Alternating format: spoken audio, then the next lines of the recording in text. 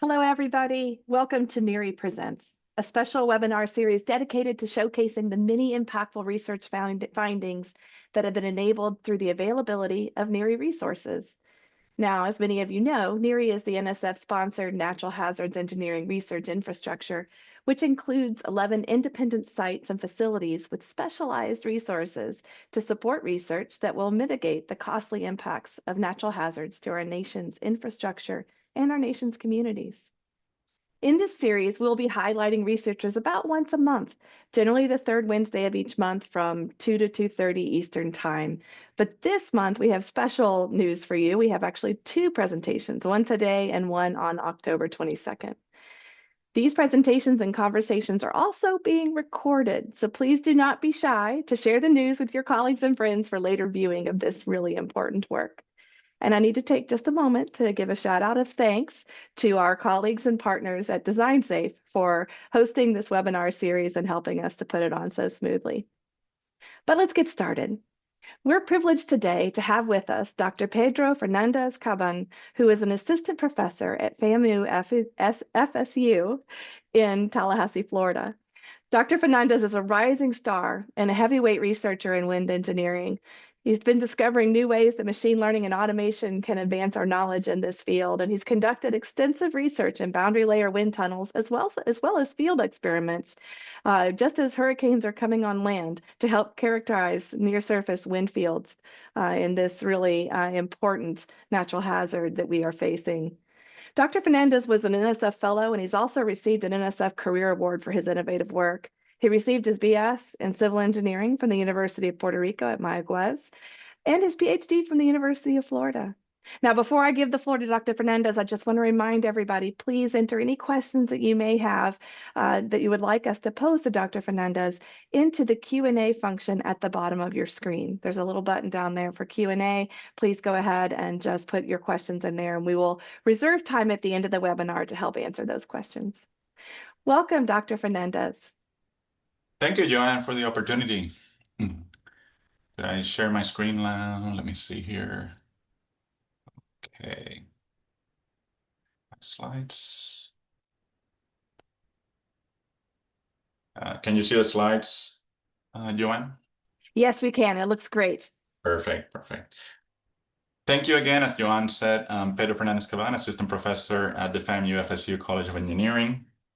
And today I'm going to talk a little bit about some of the research projects that were enabled by one of the NHERI sites, specifically at the University of Florida.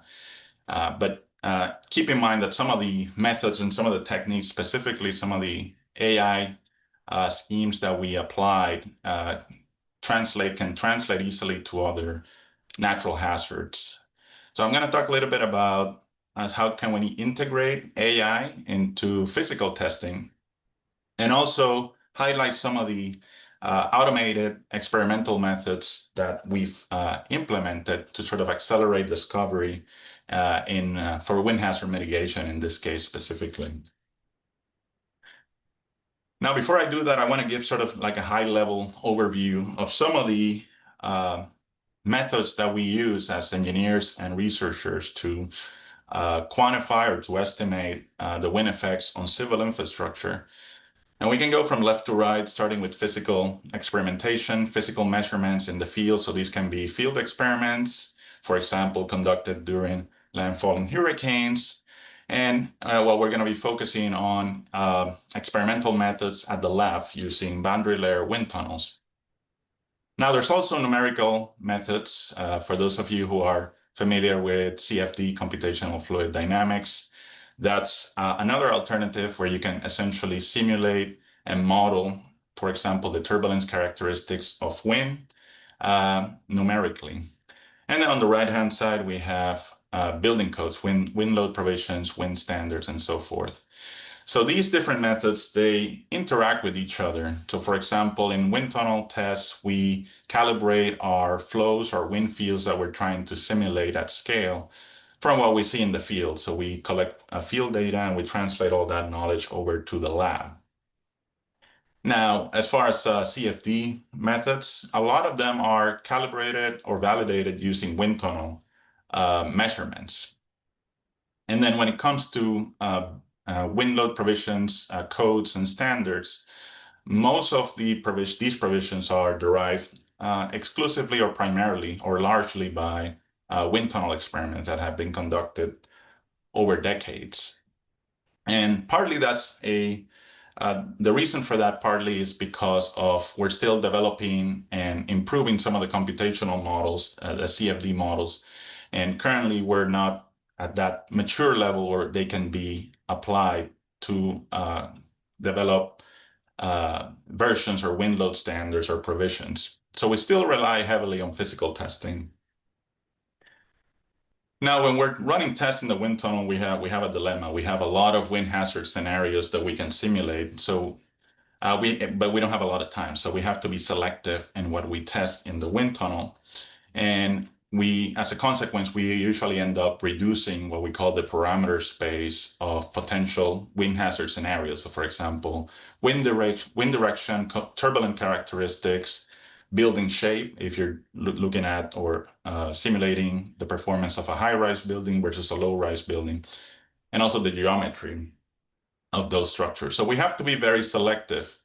And that's in order to increase the number of wind hazard scenarios that we can simulate, that's where automation can come into play. So here I'm highlighting some of the wind tunnel components or flow conditioning techniques, specifically from the University of Florida Boundary Layer Wind Tunnel, so one of the NHERI sites. And these instruments are automated, so that means that we can, they're computer controlled, so you can sort of feed some information about the terrain characteristics, for example, or information about the complex wind fields that you want to simulate. And you can feed that into a numerical algorithm, and it can, through actuation, you can sort of simulate different types of wind hazard scenarios in a relatively short amount of time, for example. So there's a better view of the wind tunnel facility, the Boundary Layer Wind Tunnel at the University of Florida. And I want you to draw your attention to some of the main components. I would say the one, for those of you who have visited the facility or have seen it through some of the other NHERI resources, you might identify the terraformer. So this is the automated terrain generator, computer control. So this with this system, you can simulate real-world terrain conditions. So you have a lot of versatility as far as the upwind surface roughness conditions that you can generate. But more recently, the facility has developed a new system for more complex wind fields. And I'm going to talk a little bit more about that later on. But it's called the flow field modulator. So with this system, you can enhance sort of the turbulence and the wind field characteristics that you can develop in the wind tunnel. So there's a video of the terraformer, and here we're highlighting how we can quickly change terrain conditions upwind. So actually there's a video from my PhD days at the University of Florida, where we were testing different homogeneous terrain conditions. And by homogeneous, what I mean is that all these roughness blocks, they're basically set at the same time. But we can, more recently, there's been other studies where you can control independently the height and orientation of these elements to come up with some more complex upwind terrain conditions like heterogeneous terrain conditions. But you can see that in a matter of seconds, you can quickly reconfigure these upwind terrain characteristics.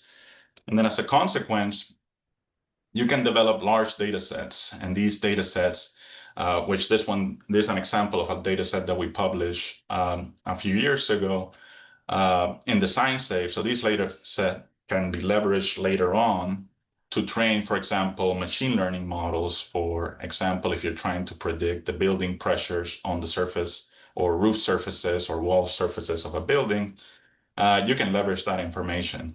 And not only you can get the data sets quickly, but they're reliable, given that we're using automated techniques, advanced automated techniques.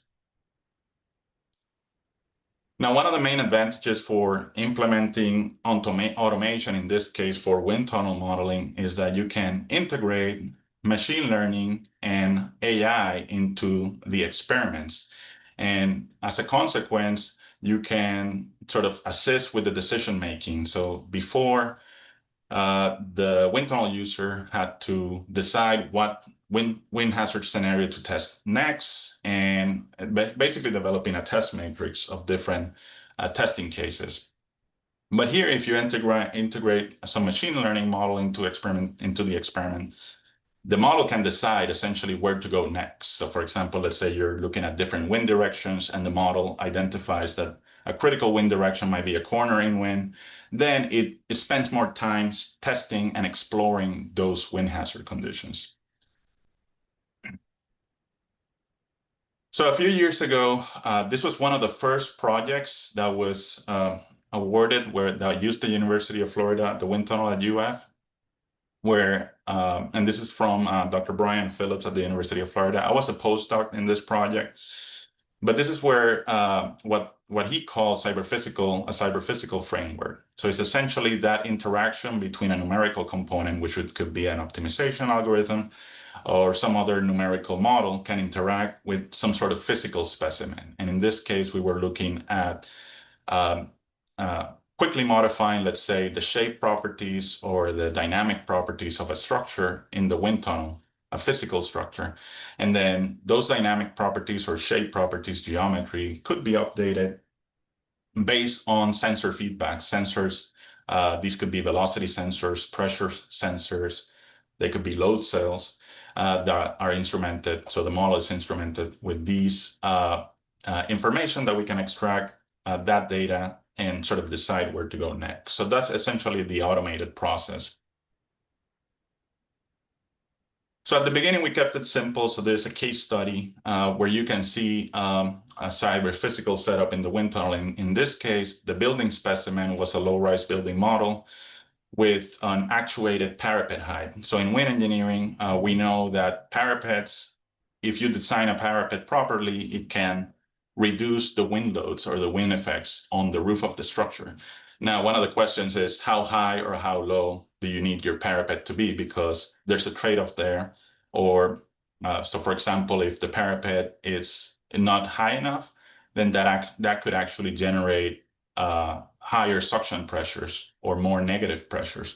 So there's sort of like an in-between, a balance there, or what we call a sweet spot, where we can find an optimal parapet height. So doing that manually without any cyber-physical framework would require building several models and testing each one of them, instrumenting them. So that would be very time-consuming. In this case, we had one specimen and we equipped the specimen with actuators. In this case, we're using stepper motors, and you can automatically raise and lower the parapet height. And that height is basically guided by some optimization algorithm that is working in the numerical component of that cyber-physical framework.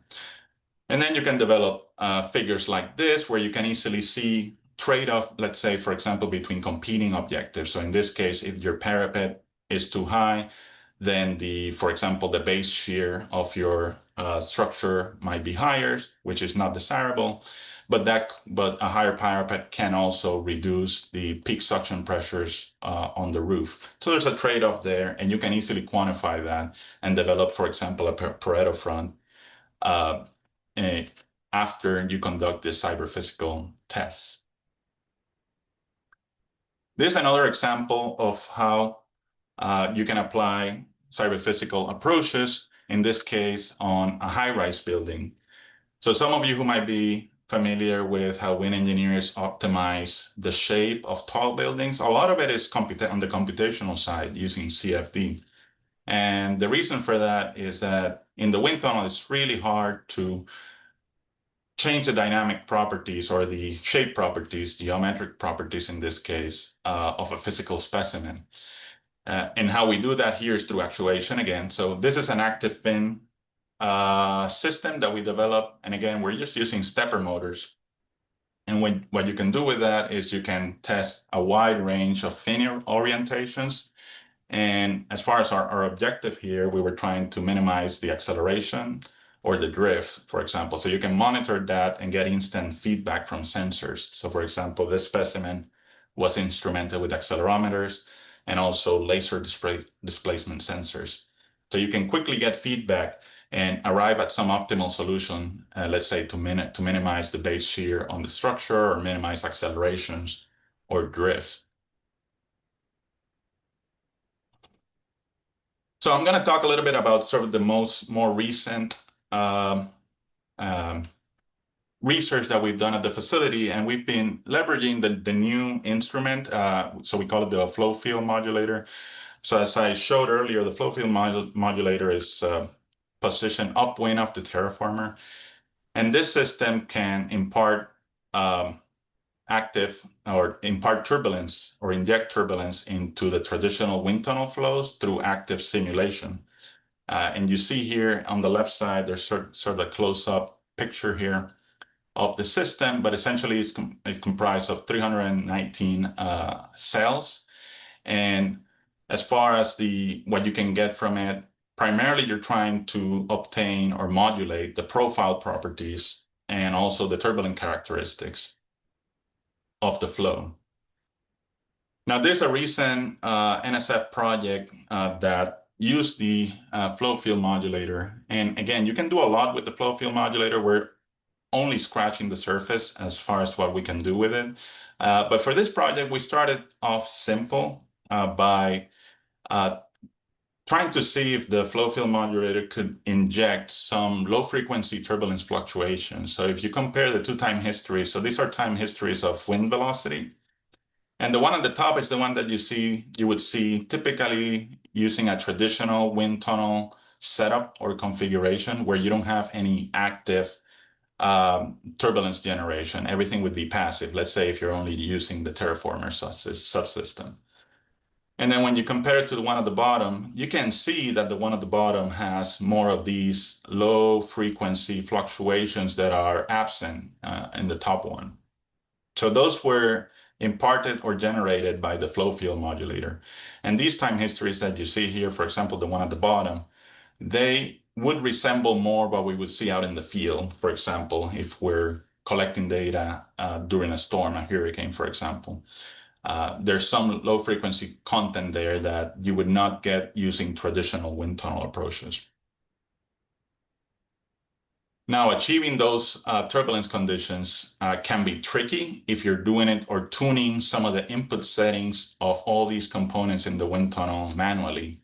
So this is where AI and machine learning and optimization algorithms come into play again. So here, instead of trying to, let's say, optimize a structure like we did in the previous example, we're trying to calibrate the flow conditions in the tunnel using machine learning. And here you can see sort of the large parameter space of all the input settings that we have to control simultaneously to get, for example, a target wind field condition at the testing section. So the testing section, we're taking measurements here, and we are giving some algorithms, some AI algorithm sensor feedback, and the algorithm compares what we're measuring with a target value and tries to minimize the error between a target value and the measured value. In this case, these are profiles collected at the facility, and the red profile is our target, for example. So it's a target, mean wind velocity, turbulence intensity conditions, and all these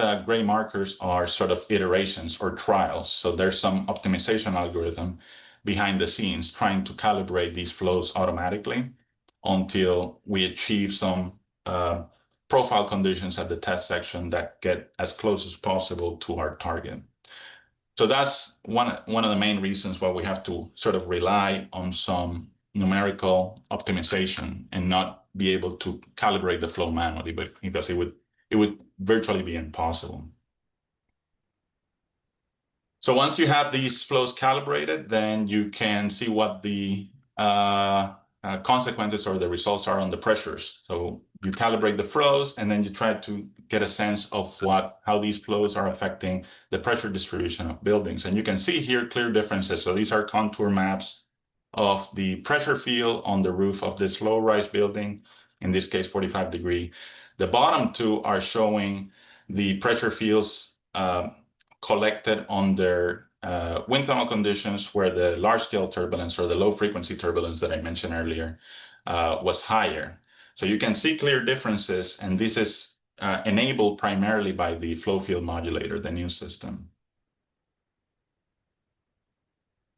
And then this is another example. This is a more recent example. So this one is from my career award. So this project is currently ongoing, and we actually conducted some tests this past summer at the NHERI site. But here we're looking more at community level wind field prediction. So in this case, we fabricated larger models. So these are models of coastal communities.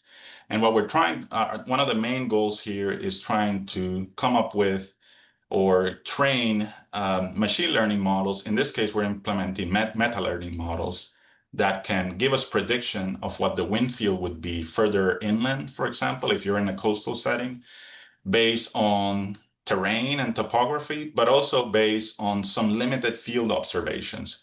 So let's say, for example, during a hurricane event, researchers, we go out and we collect wind data using portable weather stations, instrumentation, but these data are collected at very limited sites, for example. And usually those sites maybe were unable to capture the strongest winds from the storm. But then we identify another site within that coastal community that experienced severe damage, but we don't have any wind field or wind data at that site. So what we're trying to do is conduct some wind tunnel experiments that could help us train some machine learning models that would take into account these limited observations. So these would be the yellow dots, and also in combination with some terrain information, and you would get some prediction at different locations within that coastal community.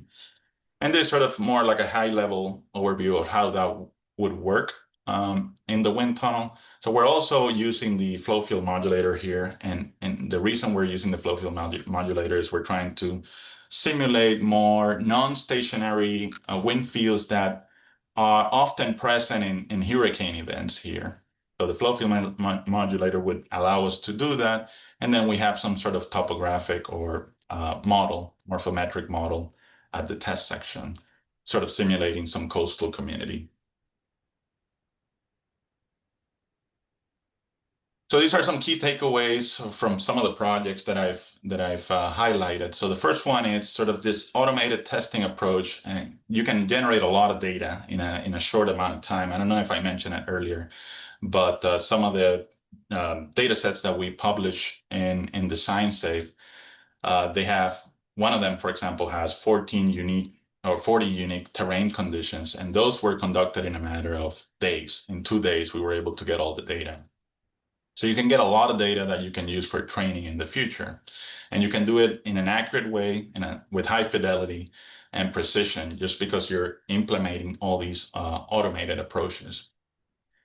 As far as the cyber-physical frameworks that I mentioned, and again, we're only scratching the surface with some of these techniques. So these are pioneering projects, but we're hoping to expand on these. But these projects essentially were able to demonstrate how you can couple optimization numerical algorithm with physical testing. Physical testing, as I mentioned at the beginning, we still rely on physical testing. So you can get that accuracy and combine it with some numerical algorithm to come up with optimal designs. And then finally, the integration of AI and ML, one of the main advantages is, and data efficiency is associated with time. But usually how we started a test matrix and we're planning an experiment, we're doing these grid configuration of a test matrix, a rectangular pattern, when in reality, you might not have to take measurements at certain points. There, you might be able to identify regions where you might want to have more data, more measurements. So I mentioned here adaptive sampling techniques, in which we can talk about this later during the discussion. But adaptive sampling techniques, essentially, you can have some sort of AI model dictate where to take the measurements next at regions, let's say, where there's high uncertainty in the flow, for example. And as I mentioned earlier, as we simulate more complex wind fields, automated calibration using AI and machine learning is going to be definitely necessary. So that's pretty much it. These are some acknowledgements, and these are QR codes if you want to connect, and also some QR codes for some of the data sets that we published. This one's actually one of the more recent data sets that use the FOFI modulator. So from those last slides that I mentioned, but I'll leave it at that. And Joanne, I'll hand it off to you. Fantastic. Thank you so much, Pedro. What a wonderful presentation. And it seems like our audience really enjoyed it. I have a few questions. And just a reminder to the audience again, those that are watching live, please go ahead if you have a question you want to put in the Q&A. If we don't get to it today, we'll probably find a way to get back to you at another time. One of the questions that we have has to do with, in wind research, you are usually conducting things at service level damage states instead of more damage inducing behavioral states. How can you use AI or leverage AI to take advantage of more near real time disturbances? Yeah, no, so that's a good point. I mean, most of what we do in the wind tunnel is just characterizing the pressure field or the wind field, so it's non-destructive. So you're basically quantifying those loads and not so much looking at the um, sort of taking it to that design level and looking at failure and other parts that you have to look into. But definitely you can, for example, if you're doing destructive testing, there you could leverage some of these AI techniques in order to, let's say if you're doing destructive testing and you're testing, I don't know, 10 specimens, you should be able to have some sort of machine learning model that can identify after testing a few specimens, what specimens would you have to prioritize, for example. So in that decision making, machine learning can definitely help out the researcher, and that'll get you to sort of the solution faster. Great, great. Thank you. Here's another one. Dr. Fernandez, you mentioned that one of the relevance of using machine learning and AI is to help us capture the emitted extreme effects from hurricane events, like you showed in the picture. However, hurricanes are stochastic and often don't repeat the same damage. So how can you use AI integration to help solve that? Or, can we validate that to avoid an overestimation? Yeah, no, that's a good point. And usually what we see out in the field, so I've collaborated with other universities to conduct field experiments. And usually what we see is even within a small community, with the damage that we see is very different. And we're talking in terms of like a mile away. So the damage is definitely not uniform, even though the wind field might be similar, but still there's some uncertainties of whether the wind field, how dissimilar the wind field was. So this latest project that I mentioned is trying to quantify variations in the wind field at a location, let's say where we observed a lot of damage versus a location where there was basically no damage. So it's more of that sort of diagnosis and trying to link damage to the site dependent or the wind field at the site. Very good. Thank you. Some of our viewers are familiar with your work with ASCE, which I think is one of the ways you've really tried to make sure that your findings are being translated into practice. Can you elaborate on that mission? How do you make sure that the new knowledge that you're gaining and your students are discovering, how are you transferring that into practice? And is that an important part of your research? Oh yeah, definitely. And part of these NSF projects, we also focus a lot not just on the research, but in the transfer of the knowledge and the tech transfer, and specifically with societies. ASC, you mentioned ASCE.